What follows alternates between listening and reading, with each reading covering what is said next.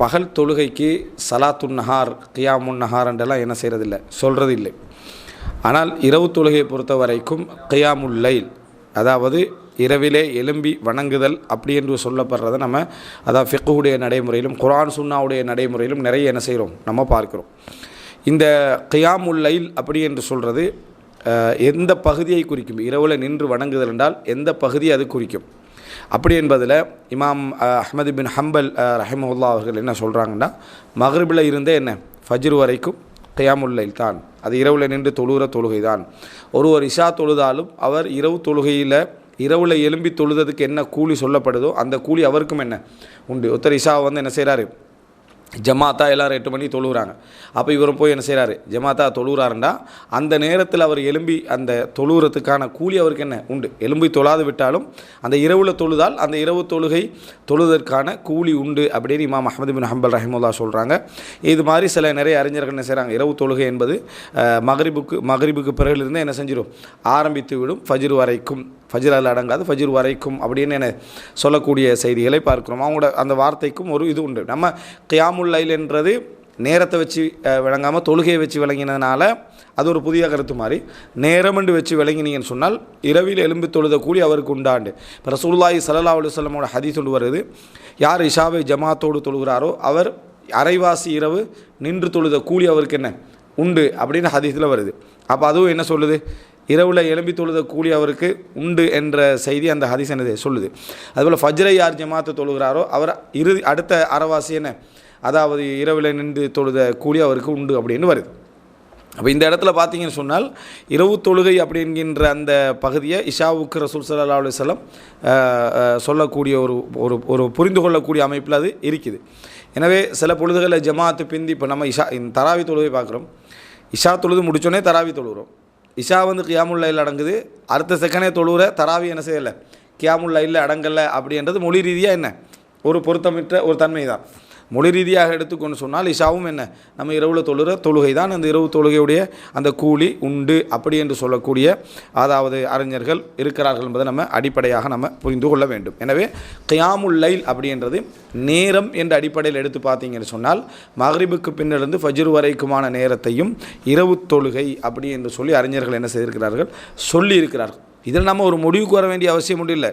ஆனால் இப்படி ஒரு புரிதல் இருக்கின்ற ஒரு விளக்கமாக நமக்கு என்ன, அதாவது தெரிந்து கொள்ள வேண்டும், நம்ம இரவில் தொழுகிற தொழுகை மட்டும்தான் என்றதல்ல, அந்த இரவுடைய நேரமும் கியாமுல் லைல் என்ற சிறப்புக்குள்ளே என்ன செய்யும் அடங்கும் என்று இஸ்லாமிய அறிஞர்கள் பார்த்திருக்கிறார்கள் அப்படி என்பதை நம்ம புரிந்து கொள்ள வேண்டும். இரண்டாவது, இந்த இரவில் இப்போ நம்ம பகலில் கடமையாக தொழுகிற தொழுகைகள் நமக்கு தெரியும், சுன்னத்தான தொழுகிற தொழுகைகள் தெரியும். இப்போ ஃபஜ்ருக்கு நம்ம அதாவது சலாத்துல் கதாத்துன்னு சொல்லுவாங்க, சலாத்துல் ஃபஜ்ருன்னு சொல்லுவாங்க, சலாத்து சுபஹ் அப்படின்னு என்ன செய்வாங்க சொல்லுவாங்க.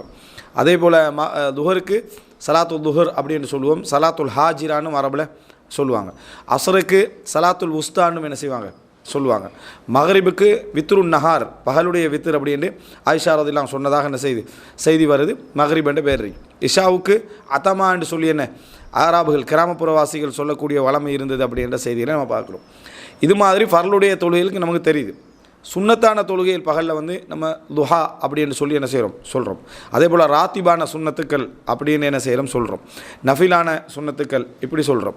இப்போ இது நமக்கு தெரியும். ஆனால் இரவை பொறுத்த வரைக்கும் ஒட்டுமொத்தமாகவே இரவு நேரத்துக்கு எப்படி சொல்லப்படுதோ அதே மாதிரி தொழுகைகளுக்குரிய பேராக வந்திருக்கக்கூடிய நம்ம பார்த்தீங்கன்னா குர்ஆன் சுன்னால ஆரம்பமாக சொல்லப்பட்ட இது கியாமுல் லைல், இரவுல இப்போ நேரத்துக்கும் லைல்ன்றது எது என்றது நம்ம பார்த்தோம். தொழுகையில் இரவுட தொழுகைக்கும் தனியாக என்ன கியாமுல் லைல் அப்படி என்று சொல்லப்படுறத பாரு. குமில் லைல இல்லா கலீலா, கொஞ்ச நேரத்தை தவிர நீங்கள் இரவில் இருந்து வணங்குங்கள். அதே போல் யகூமூனல் லைல், அதே போல் என்ன இரவில் அவர்கள் என்ன செய்வார்கள், எலும்பி தொழுவார்கள், ஹதீஸில் என்ன செய்கிறோம் நம்ம பார்க்குறோம். அதே போல் அந்த இந்த குமில் லைல இல்லா கலீலா அப்படின்றதில் முழுமையாக அதில் நீங்கள் அதாவது இன்ன ரப்பக ஹுவ யஅலமு அன்னக தகூமு அதுனா மின் சுலுஸைல் லைலி அப்படின்ற அதிலெல்லாம் நீங்கள் பார்க்கலாம். என்னென்னு சொன்னால் கியாமுல் லைல் என்ற வார்த்தை தான் என்ன செய்கிறது வருவதை பார்க்குறோம். அப்போ இந்த வார்த்தையை வச்சு நம்ம என்ன புரிஞ்சுக்கிறோம்னா இரவில் தொழுகிற தொழுகைக்கும் என்ன பேர் என்றால் இந்த கியாமுல் லைல் என்ற வளமை தான் என்னது அதாவது சொல்லப்பட்டிருக்கிறத நம்ம பார்க்குறோம். இரண்டாவது, அந்த இரவில் தொழுகிற தொழுகைக்கு குர்ஆனில் வரக்கூடிய இன்னொரு பெயர் அப்படி என்னென்னு சொன்னால் கட்டளை வடிவத்தில் வருது, ஃபதஹஜ்ஜது பிஹி நாஃபிலத்தன் லக், நீங்கள் தஹஜ்ஜத் அப்படின்னு வருது. அந்த இடத்துல தஹஜ்ஜுத் இல்லை, தஹஜ்ஜுத்னா தொழுகையிட பேர், தஹஜ்ஜத்னா கட்டளை. தஹஜ்ஜத்ன்றது கட்டளை, நீங்கள் தொழுங்கள் அப்படின்றது. அப்போது இந்த தொழுங்கல்னா இந்த இடத்துல என்ன அர்த்தம்? உண்மையிலே வந்து அதாவது இந்த ஹாஜித் அப்படின்னா தூங்கி கொண்டிருக்கக்கூடியவன் தான். ஹாஜித்னு சொன்னால் தூங்கி கொண்டிருக்கக்கூடியவன். தஹஜ்ஜத அப்படி என்று சொன்னால் பல அறிஞர்கள் என்ன சொல்கிறாங்கன்னா, அதாவது தூங்கி எழும்புகிற நேரம் இருக்குதே, தூங்கி எழும்புகிற நேரத்தில் தொழுகிற தொழுகை என்பதனால அந்த தஹஜ்ஜுத் என்ற பேர் அதுக்கு கூடுதலாக வழங்கப்பட்டுச்சு. அதாவது நம்ம தூங்கி எழும்புகிற நேரத்தில் தொழுகிற தொழுகை என்பதனால தஹஜ்ஜுத் என்ற பேர் வழங்கப்பட்டுச்சு. மற்றபடி இரவுட தொழுகைக்கு பேரும் இன்னொரு பேர் என்ன? தஹஜ்ஜுத் தான். ரசூலுல்லாஹி ஸல்லல்லாஹு அலைஹி வஸல்லமோட நடைமுறையில் கியாமுல் லைலை பிரித்து தஹஜ்ஜுதை பிரித்து இருந்ததாக இந்த செய்தியும் என்ன இல்லை. ஆனால் தூங்கி எழும்புகிற நேரத்தில் தொழுதா அதுக்கு என்ன தஹஜ்ஜுத் ஒன்று சொல்லப்படும். ஆனால் எங்களோட சமுதாயத்தை நீங்கள் பார்க்கலாம் என்னென்னா, கியாமுல் லைல் அப்படின்னு சொல்கிறது அந்த இரவு பிந்தி தொழுகிறதுக்கு தான் கியாமுல் லைல்னு பேர் வச்சுக்கிறான் நடைமுறையில். தஹஜ்ஜதை வந்து ரமலான் அல்லாத காலங்களில் அந்த பேரை வச்சுக்கிறான். இரவில் எலும்பி தொழுகிறதுக்கு தான். ரமலான் அல்லாத காலமாக இருந்தால் தஹஜ்ஜத், ரமலான் காலமாக இருந்தால் கியாமுல் லைல் எலும்பி தொழுதான். இது இப்படி பேர் வச்சுக்கிறத பார்க்குறோம். அப்போ தராவீஹ் என்ற பேர் வந்து குர்ஆன்லேயும் ஹதீஸ்லையும் இல்லை. அதை எதுக்கு வச்சுக்கிறாங்கன்னு சொன்னால், ரசூலாங்கட காலத்துக்கு பிறகு தானே ஜமாத் உருவாயிச்சு. இரவு தொழுகிற ஜமாத்து முன்மாதிரியாக ரசூலாங்க 3 நாள் தொழுவிச்சாலும் அதுக்கு பின்னால் தான் அந்த முழுமையாக ரமதானில் எலும்பி தொழுகிற அந்த வளமை உருவாகிச்சு. அதனால் அதுக்கு என்ன பேர் வச்சுக்கிறாங்க அப்படின்னு சொன்னால், அவங்க இந்த தொழுகை வந்து ஜமாத்து புதுசு மாதிரி பேரும் புதுசு. என்ன? சலாத்து தராவிய. அந்த தராவியை பொறுத்த வரைக்கும் பொதுவாக அதாவது ரசூல் ஸல்லல்லாஹு அலைஹி வஸல்லம் காலத்துக்கு பின்னர் சஹாபாக்களுடைய காலத்திலிருந்து இஷாவோடு தான் தொழுவிக்கப்பட்டீங்க. தராவிஹ்ன்றது இஷாவோடு தான் என்ன செஞ்சு தொழுவிக்கப்பட்டு வந்திருக்கு. அதனால தான் அன்றைய அறிஞர்களோ யாரோ அதுக்கு வந்து கியாமுல் லைல்னு என்ன செய்யலை, பேர் வைக்கலை. வக்தில் அது லைல் தான், வக்தில் அது இரவு தான். ஆனால் அன்றைக்குள்ள சிறப்பான மக்கள் எலும்பி தொழுத நேரமெல்லாம் எப்போண்டா தூங்கி எழும்பின பிறகு தான். நம்ம ஹதீஸில் பார்த்தோமே, அவங்க வந்து தூங்கி எழும்பின பிறகு, அதாவது இரவுடைய அரைவாசி நேரத்துக்கு பிறகு தான் தொழுகிற வளமை அவங்களுக்கு என்ன செஞ்சது இருந்தது. இஷாவுக்கு புறம் நின்று தொழுகிற வளமை ஒன்று என்ன செய்யலை, இருக்கலை. பொதுவாகவே இஷா தொழுது முடிச்சுட்டா அவங்க என்ன செஞ்சுருவாங்க, தூங்கிடுவாங்க. நம்ம படிக்கிறோமா இல்லையா, இஷா தொழுது முடிச்சுட்டா தூங்கிடுவாங்க. முழிச்சிருந்த நேரங்களெல்லாம் பார்த்தா ரசூலுல்லாஹ் தொழுததாக எந்த செய்திகளும் இல்லை. அவங்க தொழுகிற நேரமெல்லாம் எப்போன்னு பார்த்தீங்கன்னு சொன்னால் நடுநெசிக்கு பிறகு தான், அரைவாசி இரவுக்கு பிறகு தான் அப்படின்னு நம்ம பார்த்தோம். அப்போது அப்படி அரைவாசி இரவுக்கு பிறகு தான் அவங்க எழும்புறாங்கன்ற அந்த வளமையில் அந்த சஹாபா மக்கள் வந்து அன்றைய காலத்தில் ரசூலுல்லாஹ் காலத்தில் எல்லாம் அதுக்கு கியாமுல் லைல்னு சொல்லிட்டு இருந்தாங்க. தஹஜ்ஜுத்னு என்ன செஞ்சாங்க சொன்னாங்க. ஏன்னா அந்த தொழுகையே உண்மையிலேயே அந்த நேரத்துக்குரிய தொழுகை தான். இரவுடைய வக்து எல்லா இடத்தையும் அடக்கினாலும் ஒருத்தர் தொழுதால் அது கியாமுல் லைல்னு சொல்லப்பட முடியுமாக இருந்தாலும் ப்ராக்டிக்கலாக செயல் வடிவத்தில் அவங்க தொழுதுட்டு இருந்தது வந்து இரவுடைய அந்த நடுப்பகல் நடு இரவுக்கு பிறகு தான். திடீர்னு உமர் ரலியல்லாஹு காலத்தில் இஷாவோட தொழுகிறதுக்கு நல்லதுன்னு முடிவெடுக்கக்குள்ள எல்லாருக்கும் அதை என்ன செஞ்சது, ஒரு புதுசாக என்ன செஞ்சது இருந்தது. அப்படி அந்த மாதிரி தொழுகிறது இல்லையே, அப்படி ஒரு தொழுகை வளமை ஒன்று இருக்கலையே என்று புதுசாக இருந்துச்சு. அப்போ அந்த நடைமுறையிலேருந்து என்ன நம்ம பார்க்குறோம்னு சொன்னால், நிஅமத்துல் பித்அத்து ஹாதிஹி, இது என்ன ஒரு சிறப்பான பித்அத் அப்படின்னு உமர் ரலியல்லாஹு சொன்னாங்கன்னு பார்க்குறோம். என்ன பித்அத்? நிஅமத்துல் பித்ஆ, அதாவது நிஅமத்தில் பித்அத்து ஹாதிஹி, இது ஒரு சிறப்பான பித்அத் அப்படின்னு சொன்னதாக வருது. அப்போ நிஅமத்தில் பித்அத்து ஹாதிஹின்னு சொன்னது காரணம் அந்த தொழுகை பித்அத் அல்ல. ஏற்கனவே ரசூலுல்லாஹ் ஜமாத்தாக தொழுதிக்கிறாங்க, ரசூல் ஸல்லல்லாஹு அலைஹி வஸல்லம் அவங்களும் ஜமாத்தாக தொழுதிருக்கிறார்கள். அப்போ எதுக்கு உமர்லாங்க சொல்கிறாங்கன்னா, சிஸ்டம் மாறிட்டு இஷா தொழுது முடிஞ்சோன்னே என்ன செய்கிறாங்க, தராவி தொழுகிறாங்க. அப்போ இஷா தொழுது முடிஞ்சோடனே தொழுகிற அந்த விதம் வந்து இந்த சஹாபா எல்லாருக்குமே அங்கே புதுசு தான். எல்லாருக்குமே அது ஒரு புதிய நிலைமையில் இருந்துச்சு. அடுத்தது மிச்ச நீண்ட காலத்துக்கு ரசூலுல்லாஹ் மரணிச்சு, அபூபக்கர்லாங்க மரணிச்சு, அப்புறம் உமர்லாங்களும் கொஞ்சம் காலத்துக்கு போகிற நேரத்தில் ஒரு கிட்டத்தட்ட ஒரு 8-10 வருஷமாக ரசூலுல்லாஹ் எப்போ அந்த தராவியை தொழுதாங்க இல்லையே அந்த கியாமுல் லைல். அப்போ 8-10 வருஷமாக போயிருக்கு. மக்கள் எவ்வளோ மறந்துருப்பாங்க. இப்போ புதுசாக அதை ஆரம்பிக்கிட்டு அதை மக்கள் புதிதாக பார்த்தான்னு பார்க்க. இந்த நுக்தாவை நம்ம விளங்கிக்கொள்ளணும். எங்களோட மக்களும் அதை சரியான முறையில் புரிஞ்சு தான் பயன்படுத்திட்டு வராங்க. கியாமுல் லைல் என்றதையும் தஹஜ்ஜத் என்றதையும் அவங்க இந்த முன்னால் தொழுகிற தொழுகைக்கு என்ன செய்கிறது இல்லை, பயன்படுத்துறது இல்லை. அந்த வளமை புதிய ஒரு வளமையும் அல்ல, அது ஒரு புதிய வளமையும் அல்ல. அன்றைய நடைமுறையில் அப்படித்தான் அது இருந்துச்சு. கியாமுல் லைலோ இதோ அந்த மாதிரியான நேரத்தில் தொழுகிறதான் இருந்திருக்கும். அல்லாஹ் தஆலா என்ன சொல்கிறான், தத்தஜாஃபா ஜுனூபுஹும் அனில் மதாஜி, அவர்களுடைய விழா எலும்புகள் படுக்கை விட்டு விலகும் என்றான். என்னது அது அர்த்தம்? எலும்பி தொழுகிறதா என்னது அதில் சொல்லப்படுறது நம்ம என்ன செய்கிறோம் பார்க்குறோம். அப்போ அடுத்த கியாம் என்ற சொல் வந்து நின்றுட்டு தொழுகிறதுனால கியாம்னு வரல, இருந்துட்டு தொழுதாலும் கியாமுல் லைல் தான். ஒருவர் இருந்துட்டு தொழுகிறார் முடியாமல், அவர் இப்போ கியாமுல் லைல் இல்லையா, கியாமனா நிற்றல். அவர் வந்து கியாமுல் லைல் என்று சொல்லப்பட்டதுக்கான அந்த அந்த நடைமுறை என்னென்னா தூங்கி எழும்புறாரு தூங்கல் அவர் என்ன செய்கிறாரு தூங்கி எழும்புறாரு என்றதுக்காக அந்த கியாமுல் லைல் என்ற வளமை என்ன செஞ்சுருவாங்க. நிறைய பேர் என்ன நினச்சிட்டாங்க நின்று தொழுகிறது அப்படின்றதுனால வந்துச்சு. பகலில் நின்று தானே தொழுகிறோம் சரியா. அந்த பேர் வந்ததுக்கான காரணம் அவர் தூங்கி என்ன செய்கிறாரு எழும்பி தொழுகிறாரு என்றதுனால அது வந்துச்சு. இல்லைண்டா நீண்ட நேரம் தொழுகிறதுக்கெல்லாம் பேர் குனூத்துன்னு சொல்லுவாங்க. காணித் அப்படி குர்ஆன்ல காணித்தீன காணித்தாத் அப்படின்னு வரும். இந்த நடைமுறை நம்ம அப்போ ரெண்டாவது நம்ம புரிந்து கொள்ள வேண்டியது பேர் வந்த அந்த வளமை கியாமுல் லைல் தஹஜ்ஜத் என்ற வளமைகள் எல்லாம் வந்து பொதுவாகவே இரவு தொழுகைன்றது முந்தி தொழுகிறது அல்ல. இரவு தொழுகைன்றது நேர அடிப்படையில் இல்லாமல் தொழுகை முறை அடிப்படையில் பார்த்தா முந்தி தொழுகிறது என்னது அல்ல, பிந்தி தொழுவது தான் இரவு தொழுகை. அந்த பிந்தியதில் மிச்சம் பிந்துறதா அல்லது என்னது ஆரம்பம் பிந்துதலா என்றது மட்டும்தான் என்ன செஞ்சு சிறப்புன்றது இப்போ நடைமுறையில் இருந்துச்சு. இந்த அடிப்படையில் கியாமுல் லைல் தஹஜ்ஜுத் என்ற வளமை இருந்துச்சு. தராவி என்ற வளமை இஷா தொழுது முடிச்ச உடனேயே அந்த தராவி தொழுகிற வளமை உமர் இப்னு கத்தாப் ரலியல்லாஹு அன்ஹு காலத்தில் ஏற்படுத்தப்பட்டுச்சு. அந்த ஏற்படுத்தப்பட்டதில் மக்கள் எல்லாம் என்ன செஞ்சாங்க ஜமாத்தாக தொழுதாங்க. அப்படி தொழுதும் ஃபஜ்ர் வரைக்கும் என்ன செஞ்சாங்க ஆரம்பித்து அதை வந்து சஹருடைய நேரம் வரைக்கும் தொழுதாங்க. சில மக்கள் சஹருக்கு கொஞ்சம் நேரம் இருக்கிற டைமில் தான் என்ன செஞ்சாங்க திரும்பி போனாங்க. நாங்கள் என்ன செஞ்சிட்டோம்னா ஆரம்ப இடத்த சரியாக வச்சுட்டோம், முடிக்கிறத அப்படியே கொண்டு வந்து என்ன மேக்ஸிமம் என்ன இதோட கொண்டு மாதிரி 360 இருந்ததை கொண்டு வந்து 10 விளங்கிட்டா ஒரு 10க்குள்ளே 10 முடிச்சுக்கொள்வோன்னு என்ன அந்த மாதிரி லெவலுக்கு அது கொண்டு வந்தாச்சு. அது வந்து பிழையென்று நம்ம சொல்ல முடியாது. ஆனால் இன்றைக்கு நடக்கக்கூடிய அளவில் வேகம் ஒரு ரக்காத்தை ஓதி ஒரு ரக்காத்துலேயும் ஹாஃபை ஓதி அந்த ஒரு ரக்காத்தில் ஒரு வசனத்தை ஓதி அந்த வசனத்துலேயும் என்னது ஒரு ஹாஃப் ஓதி முடிக்கிற மாதிரி பெரிய வசனத்தை எடுத்துகிட்டு ஹாஃப் ஓதி முடிக்கிற மாதிரி வந்தது வந்து உண்மையிலே கியாமுல் அவங்க தொழாமல் இருந்தால் மிச்ச சிறப்பு.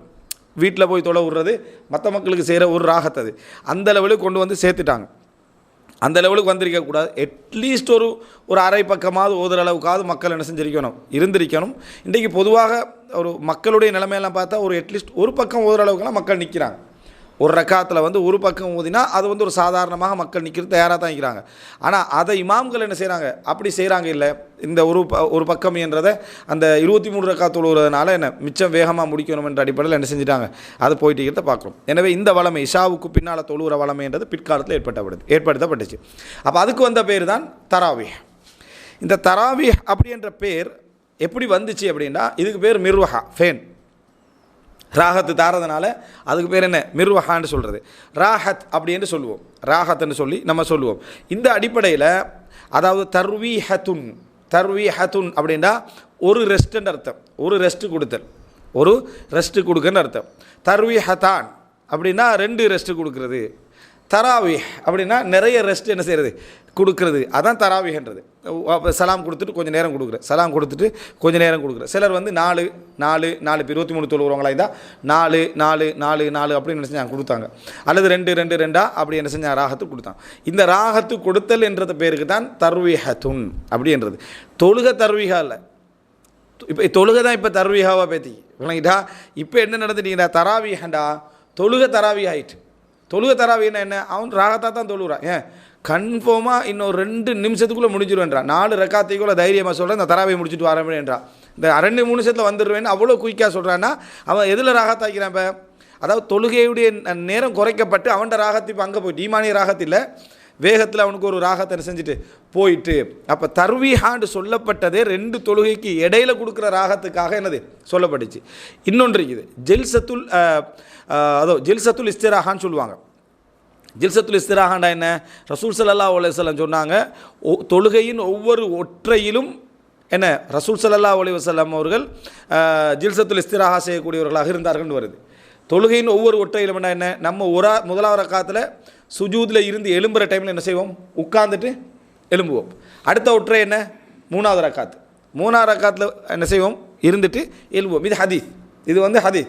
அப்போ இந்த ஹதீஸில் ஜில்சத்துல் இஸ்திராஹான்னு வாரத்துக்கு காரணம் என்னென்னா சுஜூதில் நீங்கள் வச்ச நேரம் நின்றுட்டு எழும்புகிற டைமில் இஸ்திராஹா கொஞ்சம் உட்காந்துட்டு எழும்புறீங்க, ஒரு ராகத்தை எடுத்துகிட்டு என்ன செய்றீங்க எழும்புறீங்க. அதனால தான் அந்த இடத்துல என்ன இஸ்திராஹான்னு சொல்லப்பட்டுச்சு.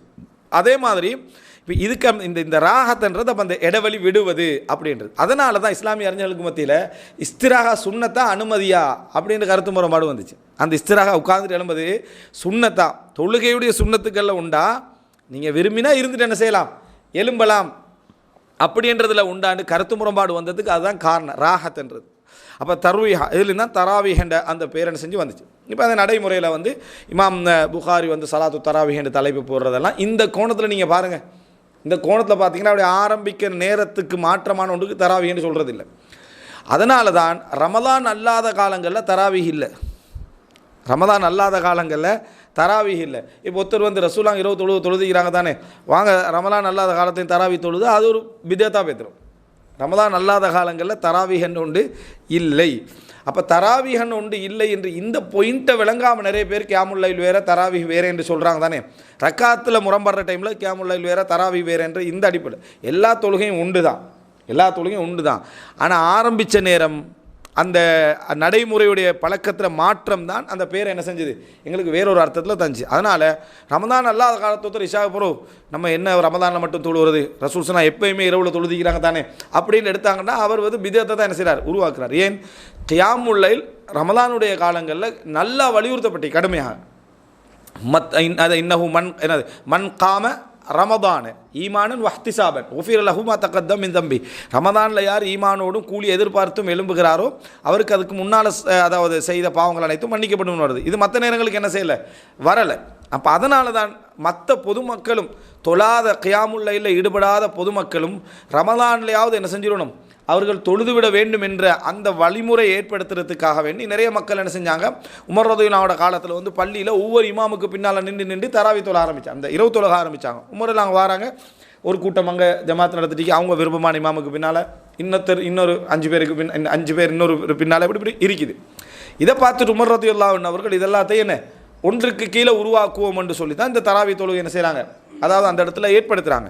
அப்போ தராவீஹ் மின் ஹைதுல் வக்த், அதாவது நேர அடிப்படையில் எடுத்து பார்த்தீங்கன்னு சொன்னால் ஒரு பிதத்து தான், ரசூலான வளமையில் இல்லாத தான் ரமதானில் ஏற்படுத்தப்படுது. ஆனால் அது நியமத்தில் பிதான்னு சொன்னதுக்கான காரணம் முன்னுதாரணம் இல்லாமலாம் இல்லை.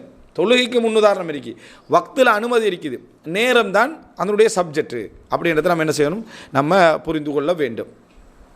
இது இந்த மாதிரி விஷயங்கள் எல்லா இதுலேயும் வரும். நம்ம கொஞ்சம் மிச்சம் விரிவாக பேத்துருவோம் தெரியா சரியா. இந்த மாதிரி விஷயங்கள் வந்து எல்லாவற்றிலும் வரும். உதாரணத்துக்கு இன்னொன்று சொல்லிடுறேன்.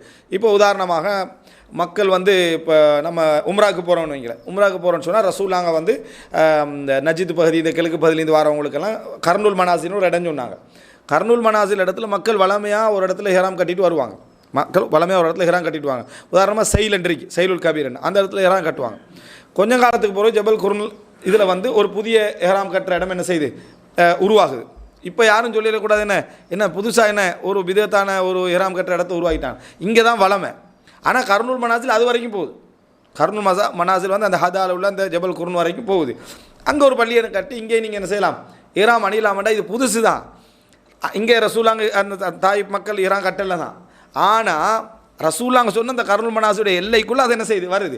எனவே இதுக்குள்ளே நீங்கள் பள்ளியே இல்லா இடத்துல போகிற ரோடில் இஹ்ராம் கூட உங்களுக்கு என்ன செய்யலாம், கட்டலாம். இன்னொரு 10-15 இஹ்ராம் கட்டுற இடங்கள் கூட உங்களுக்கு என்ன செய்யலாம், வரலாம். இந்த மாதிரி ஒரு அம்சம் தான் இது. மக்கள் யோசிக்க வேண்டிய விஷயங்கள் உண்டு. அது இந்த வார்த்தை வந்து முன்னுதாரணம் இல்லை தான். ஆனால் ரசூல்லாங்கள்ட்ட தொழுகைக்கான அந்த வடிவம் என்ன செய்யுது இருக்குதுன்றதை நம்ம புரிஞ்சுக்கணும். ஒருத்தர் ஃப்ளைட்டில் போய் அரபாக்கு மேலே நிற்கிறார், ஹெலியில் போய் நிற்கிறார் அப்படின்னு வைங்களேன். அரபாக்கு மேலே நின்றதாக ஒரு ஆகுவாரா அப்படின்ற என்னது அப்படித்தானே. அந்த ஹஜ்ஜு அரஃபா, ஹஜ் என்றாலே அரஃபா. ஹெலியை கொண்டு வந்து அப்படி நிப்பட்டிட்டார். கொஞ்சம் நேரம் ஒரு அவர் நின்று அங்கே இருக்கிறதெல்லாம் செஞ்சுட்டு நேரம் முஸ்தலிஃபாக்கு என்ன செஞ்சுட்டாரு, கொண்டு போயிட்டாருன்னா இன்னும் ஆகுவார். எப்படி நம்ம ஃப்ளைட்டில் தொழுகிறது ஆகுமோ, கிப்லாவுக்கு நிலத்தில் படாமல் நம்ம தொழுகிறது ஆகுமோ, அப்போ ரசூலாங்க நிற்கக்கூட நிலத்தில் தான் நின்று தொழுதாங்க. அப்போ ரசூலாங்க நிற்கிற டைமில் நிலத்தில் தான் நின்று தொழுதாங்கண்டா அதை எப்படி காலை தூக்கிட்டு எத்தனையோ அடிக்கு மேலே நம்ம நின்று தொழுகிறதாக எப்படி நம்ம எக்ஸப்ட் பண்ணிக்கொள்கிறோமோ அதே போல் தான் இந்த நிற்றலும் அதுக்கு மேலே நின்றாலே என்னது நிற்றல் தான், அது ஏற்றுக்கொள்ளப்படும். இமாமோட தலைக்கு மேலெலாம் நிற்கிறாங்களா இல்லையா 2ஆம் மாடியில், சரியா? அப்போ அந்த அடிப்படையில் அது நிற்றலாக ஏற்றுக்கொள்ளப்படும். இந்த மாதிரி சில விஷயங்கள் வந்து வடிவத்தில் விதத்து மாதிரி என்ன செய்யும் எங்களுக்கு இருக்கும். ஆனால் முன்மாதிரி ரசூல் ஸல்லல்லாஹு அலைஹி வஸல்லம் அவங்கள்ட்ட என்னது உண்டு என்றதை நம்ம இதில் புரிந்து கொள்ள வேண்டும்.